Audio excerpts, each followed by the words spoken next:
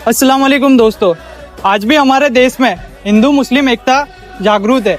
अगर आपको यकीन नहीं आता तो मैं आपको कुलदीप भाई डॉक्टर से मिलवाता हूँ। रमजान महीने में ये जितने भी लड़के एहतिकाफ में बैठे हैं, ये जाके फ्री में सबका चेकअप करते हैं और उनको दवा देते हैं।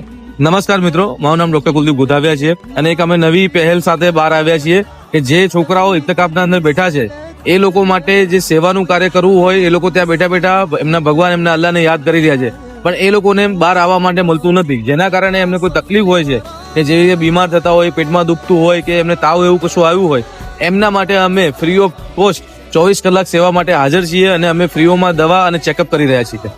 मस्जिदों में रोजेदार बैठे हैं, इबादत में वो सारे डूबे हैं। Aqsa foundation health and wealth trust ने की है ये खिदमत बेशक, फ्री मेडिकल चेकअप का है पैगम, अल्लाह कबूल करे इनका नेक काम।